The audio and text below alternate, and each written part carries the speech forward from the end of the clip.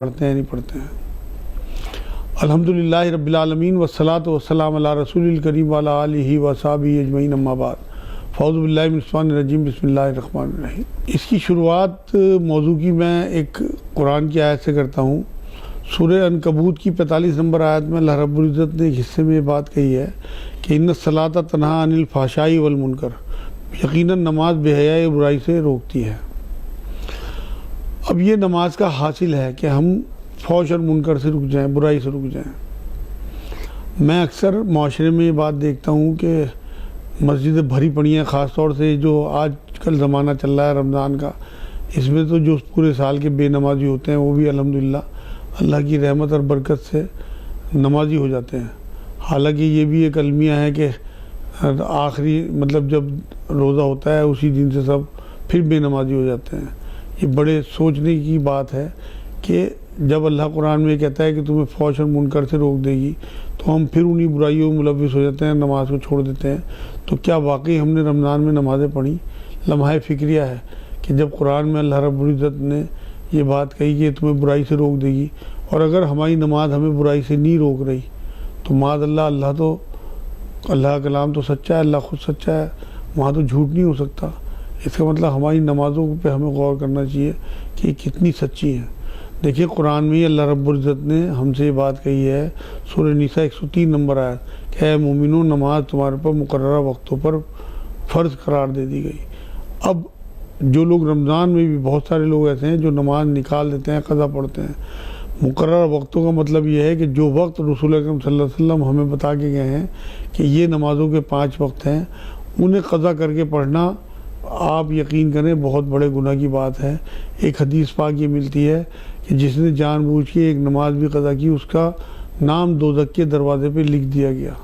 صحابہ اکرام ہوں، حضور صلی اللہ علیہ وسلم ہوں، صحابیات ہوں، کبھی نماز قضا نہیں کی۔ اور جو اس طرح کی نمازیں پڑھتے ہیں کہ کبھی پڑھ لی کبھی نہیں پڑھی، یا بے دلی نماز پڑھتے ہیں یا ٹائم نکال کے نماز پڑھتے ہیں، تو انہیں تو سورہ ماؤن میں اللہ نے کہا کہ افسوس ہے ایسے نمازیوں کے اوپر۔ بتائیے آپ کہ اللہ رب العزت یہ بات کہہ رہے ہیں فویل للمصلین، مطلب ایسے نمازیوں پہ ہی افسوس ہے اللہ کو، تو وہ نمازیں اللہ کیسے لے لے گا؟ اللہ اپنے آپ کو حی القیوم کہتا ہے۔ قضا کہتے ہیں جب کسی کی موت آ جائے، کہ مر جائے تو آپ کیا کہتے ہیں؟ کسی کی قضا آ گئی تھی۔ تو کیا جو اللہ حی القیوم ہے وہ آپ کی مردہ نمازیں لے لے گا؟ قضا اسلام میں کوئی تصور نہیں ہے۔ اگر ہوتا تو ہماری ماں بہنوں کی جو حیض کی نمازیں ہیں وہ معاف نہ کرتا اللہ، بلکہ بعد میں رکھنے کا حکم ہوتا، جیسے رمضان کے روزے بعد میں رکھنے کا حکم ہے۔ لیکن اللہ رب العزت کو قضا اسلام میں نہیں دینی تھی، تو اس لیے وہ نمازیں بھی معاف کر دی۔ سفر میں ہو، شادی بیاہ کی تقریب ہو، بیماری ہو، جنگ ہو، ہر حال میں اللہ کے رسول صلی اللہ علیہ وسلم نے نماز پڑھی ہے، ان کے صحابہ نے بھی۔ کبھی کوئی نماز، قرآن کہتا ہے کہ سفر میں سواری پہ ہی نماز پڑھ دو، اس کا مطلب حضور صلی اللہ علیہ وسلم سفر میں نماز پڑھتے تھے۔ جنگ کی حالت میں ایک گروہ کھڑا رہے، ایک گروہ نماز پڑھے، حضور صلی اللہ علیہ وسلم پڑھائیں گے، ایک گروہ پڑھے گا، پھر دوسرا گروہ پڑھے گا۔ تو یہ آپ دیکھیے کہ جنگ کی حالت میں جنگلوں میں، پہاڑوں میں، ریگستانوں میں کہیں بھی نماز معاف نہیں تھی۔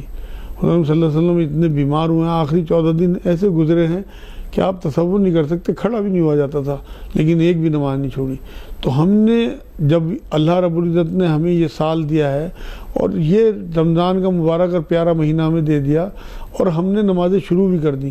میرے بہت بہن بھائی اس میں نماز شروع کر دیتے ہیں اور مسجدوں میں جگہ نہیں ہوتی، کئی منزلوں تک فل ہو جاتی ہیں۔ تو اللہ کے واسطے آپ یہ عزم کریں آج اس ایپیسوڈ کو دیکھیں کہ اب انشاءاللہ مرنے تک نہ نماز چھوڑنی ہے نہ قضا کرنی ہے۔ بے ہوشی ہو تو بات الگ ہے، کوئی آپریشن ہونا ہو خدا نہ خواستہ، اس کے علاوہ ہوش میں نماز نہیں چھوڑنی آپ نے۔ تو اس لیے یہ جو آپ کو آج عزم، اسی لیے یہ پروگرام رکھا گیا ہے یہاں چینل والوں کی طرف سے کہ جو لوگ اس رمضان کو پا رہے ہیں، انہوں نے نمازیں شروع کر دی ہیں الحمدللہ، وہ اب ان نمازوں کو چھوڑیں نا، کیونکہ وجہ یہ ہے کہ نماز کا جو معاملہ ہے اتنا معاملہ سخت ہے کہ، اور آپ کو توجہ کی نماز ہے، اگر آپ کو نماز جس ہستی کے سامنے آپ کھڑے ہیں اس کا احساس نہ ہو کہ وہ مجھے دیکھ رہی ہے وہ ہستی، تو آپ کی نماز کا فائدہ کیا؟ آپ کی توجہ دیکھیے قرآن میں اللہ رب العزت نے سورہ انعام کی 162 نمبر میں یہ بات کہی ہے آیت میں کہ اے نبی ان سے یہ کہہ دے لوگوں سے کہ میری نماز، میری ساری عبادت، میرا جینا مرنا یہ خالص میرے اللہ کے لیے ہے جو میرا مالک ہے۔ تو اخلاص کے بنا کوئی نماز نہیں، خشوع خضوع کے بنا کوئی نماز نہیں۔ خشوع کہتے ہیں خشیت سے بنا ہے خشوع، اللہ کی خشیت، ہمیں احساس ہو کہ ہم کس کے آگے کھڑے، کس کے گھر میں کھڑے، تو یہ خشوع ہے کہ ہم اس توجہ کے ساتھ کہ ہمیں کوئی دیکھ رہا ہے، ہم اللہ کی خشیت سے ڈرنے والے، اسی ڈر کے ساتھ اس کے گھروں میں داخل ہوں، اسی ڈر کے ساتھ اس کے آگے ہاتھ جوڑیں، اس کے آگے ہاتھ باندھیں نماز میں۔ اور خضوع کہتے ہیں عاجزی، انکساری، اپنے آپ کو بچھا دینا، یہ اس سے بنا ہے خضوع۔ تو خشوع اور خضوع جو ہے اس کے بنا کوئی نماز نہیں۔ آپ یقین کریں، آپ حرکتیں کر کے آ جائیں، چند ایکشن آپ نے کر لیے، آپ کا سر تو جھک گیا، آپ کی روح نہ جھکی تو کوئی نماز آپ کی نہیں ہوئی۔ اللہ آپ کو جو ہے ایکشن کا تو ثواب دے دے گا، لیکن خالی ثواب سے کیا ہونا ہے؟ جو مقصود ہے، جو حاصل ہے، فحش اور منکر سے رک جانا۔ اگر آپ برائیوں سے رکنے شروع ہو گئے نمازی ہونے کے بعد، تو آپ یقین کریں آپ کی نماز مکمل ہو گئی، آپ کو اللہ رب العزت نے قبول کر لیا۔ اس لیے آج سے دونوں چیزیں، وقت پہ ٹائم پہ نماز بنا قضا کیے، تعداد بھی پوری، اور خشوع اور خضوع کے ساتھ، اخلاص کے ساتھ، صرف اور صرف اللہ کے لیے، لوگوں کا دکھاوا نہ ہو۔ ہم دیکھتے ہیں آج کہ معاشرے میں لوگ جو ہیں وہ لوگوں کو دکھانے کے لیے، یا عادتاً کہ ہمارے بڑے بزرگ پڑھتے چلے آ رہے ہیں، لوگ کیا کہیں گے، یا اپنے کاروبار میں خدا نخواستہ کوئی نقصان نہ ہو جائے، اس وجہ سے نمازیں پڑھتے ہیں۔ اس وجہ سے نماز نہیں ہے۔ نماز تو اللہ کی عبادت، اللہ کی بندگی کا ایک مظہر ہے، سب سے پہلا مظہر ایمان کے بعد۔ آپ نے ایک بار طے کر لیا کہ میں اللہ کو الہ مان رہا ہوں، اکیلا مان رہا ہوں، اب اس کا اظہار کیسے کریں گے؟ اس کا اظہار آپ نے جب ہی اپنی اللہ کے قدموں میں جھکا دی۔ حضور نے یہی فرمایا کہ سجدہ ایسا کیا کرو جیسے تم نے اللہ کے قدموں میں اپنا سر جھکا دیا۔ انسانی وجود میں سب سے احترام اور سب سے جو فخر کی چیز ہے وہ اس کا سر ہے، وہی اگر آپ نے اللہ کے لیے جھکا دیا تو سمجھو آپ نے اپنا سب کچھ جھکا دیا۔ لیکن اس کے ساتھ ساتھ آپ کے جسم کے ساتھ ساتھ آپ کی روح جھکنی چاہیے، جب آپ کی نمازوں کا فائدہ ہے۔ تو یہ جو ہے نماز معاشرے میں جو ہے، میں دیکھتا ہوں مسجدیں بھری پڑی ہیں، لیکن وہاں حدیث ہمیں دیکھنی پڑے گی۔ حضور صلی اللہ علیہ وسلم یہ بات فرما کے گئے آخری زمانے میں قیامت کے قریب مسجدیں بھری ہوئی ہوں گی نمازیوں سے، لیکن ایک بھی صاحب ایمان نہیں ہوگا۔ اپنی نمازوں پہ توجہ کریں اور دل سے نماز پڑھیں، خشوع اور خضوع کے ساتھ، اللہ سے جوڑ لگا کے۔ جو تصور آپ لے کے گئے مسجد میں کہ اللہ مجھے دیکھ رہا ہے، اللہ کے لیے آپ نماز پڑھنے گئے، وہ تصور آپ کا باہر آنا چاہیے معاشرے میں۔ جب آپ نماز کے علاوہ بھی معاشرے میں ہو، اپنے ماں باپ کے ساتھ، اپنے کلیگ کے ساتھ، اپنے آفیسز میں، یا اپنی دکانوں پہ اپنے گاہکوں کے ساتھ، تب بھی آپ کو یہ محسوس ہونا چاہیے کہ اللہ مجھے دیکھ رہا ہے۔ جیسے آپ نے جو تصور نماز میں باندھا خشوع اور خضوع کا، وہی خشوع اور خضوع آپ کے کاروبار میں، آپ کے آفس میں، آپ کے اسکولز میں، ہر چیز میں وہ کام کرنا چاہیے، تب آپ کی نماز قائم ہوگی۔ نماز قائم کرنے کا حکم دیا اللہ نے، قرآن میں پڑھنے کا نہیں دیا۔ اور یہ بات بھی کہی اللہ نے قرآن میں کہ تم تب تک نماز کے قریب بھی نہ جانا۔ حالانکہ یہ بات نشے کے لیے کہی کہ جب لوگ شراب پیتے تھے ان کے لیے بات کہی کہ تم نشے کی حالت میں نماز کے قریب بھی نہ جانا تب تک جب تک تم جو کہہ رہے ہو سمجھنے نہ لگو۔ تو کم سے کم میں آپ لوگوں سے ایک یہ بھی ریکویسٹ کروں گا کہ آپ کم سے کم نماز کا ترجمہ ضرور سیکھ لیں۔ جتنی تکبیریں ہیں ان کا ترجمہ، الحمد شریف کا ترجمہ، درود شریف کا ترجمہ، چند صورتوں کا ترجمہ، 10 یا 20 جتنی بھی آپ کو یاد ہوں۔ یہ بہت آسان ہے۔ اگر آپ پورا قرآن ترجمے سے نہیں پڑھ سکتے، ویسے تو قرآن کا زمانہ چل رہا ہے، قرآن کی سالگرہ کہتا ہوں میں تو رمضان کو، تو وہ قرآن کی نزول کی وجہ سے رمضان کو اتنی فضیلت حاصل ہوئی۔ تو یہ قرآن کا زمانہ ہے، تو اگر آپ اس میں غور و فکر شروع کریں گے، اور نیٹ پہ بہت سارے کورسز ہیں جو آپ کو اردو میں قرآن کا مطلب سکھا دیں گے کہ کس طرح سے آپ قرآن کو سمجھ سکتے ہیں عربی سے اردو، تو یہ آپ کے لیے بہت سعادت کی بات ہوگی۔ آپ اپنے اللہ اس کے رسول کا کلام سمجھنے لگیں گے، اور براہ راست آپ جو چیز پڑھیں گے کلام پاک کی تلاوت کرتے ہوئے آپ کو پتہ ہوگا اس آیت میں اللہ نے کیا کہا، اس آیت میں کہاں ٹوکا، اس آیت میں کیا حکم دیا، اس آیت میں کیا خوشخبری سنائی۔ تو یہ چیز آپ کو انشاءاللہ یہ رمضان ایک تحفہ دے کے جائے گا۔ لیکن تب تک آپ کم سے کم نماز کا ترجمہ ضرور یاد کر لیں۔ جو نماز کی کتابیں بازار میں ملتی ہیں ان میں سب میں ترجمہ ہے، ان چند صورتوں کا ترجمہ جو آپ کو حفظ یاد ہو، اور الحمد شریف اور جو دعائے قنوت ہے یا تحیات میں آپ جو پڑھتے ہیں وہ، اور درود شریف، ان سب کا ترجمہ بڑا آسانی سے یاد ہو جاتا ہے الحمدللہ۔ میں نے بہت جلدی یاد کر لیا تھا، اور میرے ساتھی بہت سارے ایسے ہیں کہ ہم نے چھپا کے بانٹے تو پھر لوگوں کو بہت اچھے سے یاد ہو گیا۔ یہ بہت آسان ہے، جب آپ کوئی کام شروع کرتے ہیں تو اللہ کی بھی ہیلپ ملتی ہے۔ آپ کسی بھی کام کو شروع کر لیں دین کے لیے، شروع میں آپ کو ہلکا سا مشکل لگے گا، لیکن جب آپ اس میں انشاءاللہ تعالیٰ اتر جائیں گے اس کام میں، تو وہ بالکل ایسا لگتا ہے جیسے حلوہ تھا۔ میں تو اسے بہت مشکل سمجھ رہا تھا۔ آپ ٹرائی کر کے دیکھیں، یہ برکتوں کا مہینہ ہے، اور انشاءاللہ تعالیٰ آپ کی ایک ذرا سی نیکی کی کوشش 70 گنا آپ کو اجر بھی دلائے گی، اور 70 گنا اللہ کی ہیلپ بھی ملے گی آپ کو۔ تو آپ کم سے کم نماز کا ترجمہ یاد کریں، اور اس کے بعد آپ لطف دیکھنا، ایسا لگتا ہے نماز پڑھتے ہوئے آپ کو کہ جیسے آپ اللہ سے باتیں کر رہے ہیں۔ یہ حضرت علی رضی اللہ تعالیٰ عنہ کا قول ہے کہ جب میری طبیعت چاہتی ہے کہ میں اللہ سے باتیں کروں تو میں نماز کی نیت باندھ لیتا ہوں، اور جب میں چاہتا ہوں کہ اللہ میرے سے بات کرے تو میں کلام پاک لے کے بیٹھ جاتا ہوں۔ تو یہ سلسلہ ہمارے اسلاف سے چل رہا ہے۔ دیکھیں کتنے بڑے صحابی تھے حضور صلی اللہ علیہ وسلم کے داماد بھی اور خلیفہ بھی، تو اس وجہ سے اگر ہم انہی کے قول کے حساب سے یہ دو ہی کام شروع کر دیں کہ جب ہماری طبیعت چاہے کہ ہم اللہ سے بات کریں تو ہم نماز کی نیت باندھ لیں، اور جو صورتیں یاد ہوں آپ کو آپ پڑھنی شروع کریں، آپ کو لگے گا کہ واقعی میں اللہ سے باتیں کر رہا ہوں۔ اور جب آپ کی طبیعت چاہے کہ اللہ مجھ سے بات کرے، آپ کلام پاک لے کے بیٹھ جائیں، اور پھر اگر آپ کو وہ اپنی زبان میں معلوم ہو تو اس کے احکامات، اس کی وعیدیں، اس کی نویدیں سب آپ کی سمجھ میں آئیں گی کہ اللہ رب العزت نے کیوں یہ کلام اتارا ہے، اس کا مقصد کیا ہے، اس سے ہم آسانی کیسے اپنی زندگی میں اتاریں۔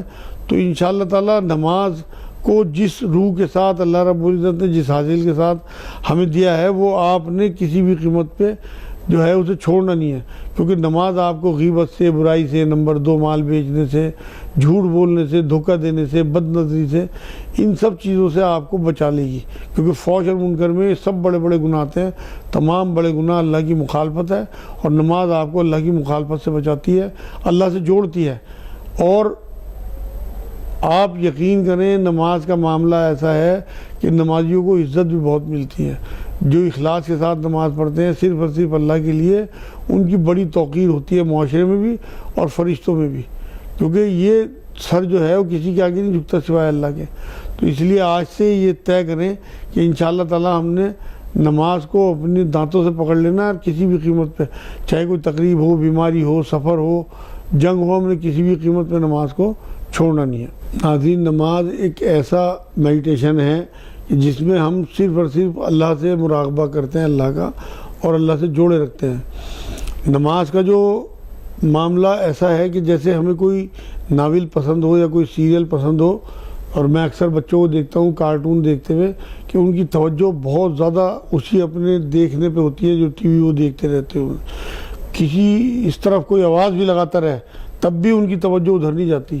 یہ والا میڈیٹیشن، یہ توجہ آپ کی درکار ہے قرآن نماز میں، کہ آپ اس توجہ کے ساتھ نماز پڑھیں کہ کسی بھی قیمت پہ کوئی اگر آپ کو ادھر ادھر آواز بھی دے تو آپ کو آواز تک نہ آئے۔ اتنی توجہ آپ کی اللہ سے جڑی ہونی چاہیے۔ ایسے ایسے کیس سامنے آتے ہیں پرانے زمانے کے حضور صلی اللہ علیہ وسلم کے صحابہ کے، کہ ان کے بھالا لگا ہوا ہے جسم میں اور نماز کی حالت میں، یا ویسے بھالا نہیں نکل رہا تکلیف کی وجہ سے، تو نماز کی نیت باندھ لی اور یہ کہہ کے باندھی کہ اب میں جب نماز کی نیت میں ہوں گا تب یہ بھالا نکال دینا۔